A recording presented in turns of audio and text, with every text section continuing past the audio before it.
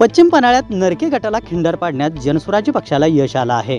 पोहाळवाडीचे युवा नेते युवराज चौगले नरके गटाला रामराम करून कार्यकर्त्यांसह जनस्वराज्य पक्षात प्रवेश करणार आहेत। मंगळवार दिनांक 25 नोव्हेंबरचा मुहूर्त ठरला असून जनस्वराज्य पक्षाचे संस्थापक आमदार डॉक्टर विनयरावजी कोरे यांच्या उपस्थितीत प्रवेश होणार आहे।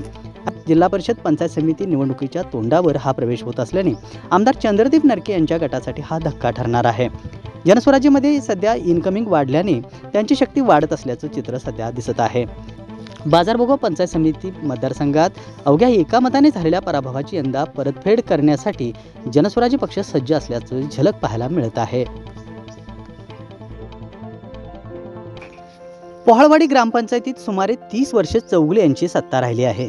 युवराज चौगले यांचे वडील रंगराव चौगले व आई लक्ष्मी चौगले यांनी यापूर्वी सरपंच पद भूषवलं आहे, तर त्यांच्या पत्नी विद्यमान उपसरपंच आहेत।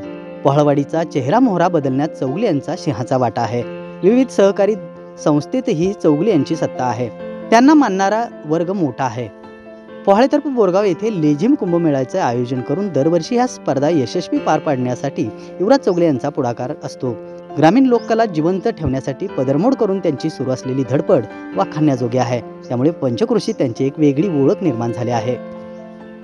आमदार चंद्रदीप नरके यांचे निष्ठावान असणाऱ्या युवराज चौगले यांनी बाजारभोगा पंचायत समिती मतदारसंघातून नरके गटातून उमेदवारी मागितली होती, पण त्याला आमदार चंद्रदीप नरके यांनी नकार दिल्याने चौगले यांनी जनस्वराज्याची वाट धरली आहे।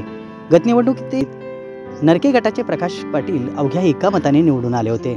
जनस्वराज्याच्या नितीन पाटील यांना पराभवाला सामोरं जावं लागलं होतं। जनसेवक अशी ओळख असणाऱ्या नितीन पाटील यांचे कोरोना काळात निधन झाले, त्यामुळे जनस्वराज्यामध्ये काहीशी पोकळी निर्माण झाली होती।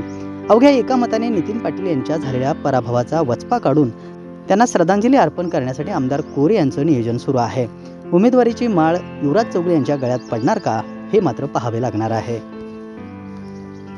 काँग्रेसला रामराम करून राष्ट्रवादी अजित पवार गटात राहुल पाटील यांनी प्रवेश केला। काही मोजके कार्यकर्ते त्यांच्या पाठीशी होते, मात्र राजकीय भवितव्य नसल्यानं कळे परिसरातील काही प्रमुख कार्यकर्तेही जनस्वराज्य पक्षात प्रवेश करणार आहेत। त्यामुळे राहुल पाटील यांच्यासाठी हा मोठा धक्का असणार आहे। येवलूज येथील बाजार समितीचे माजी संचालक शशिकांत आडनाईक यांनी कार्यकर्त्यांसह काही दिवसापूर्वी जनस्वराज्य पक्षात प्रवेश केला होता। त्यापाठोपाठ युवराज चौगले यांचाही प्रवेश होत आहे। पंचायत समितीबरोबर जिल्हा परिषदेचा उमेदवार निवडून आणण्यासाठी आमदार कोरे यांनी फिल्डिंग लावली असल्याचं चित्र पाहायला मिळत आहे।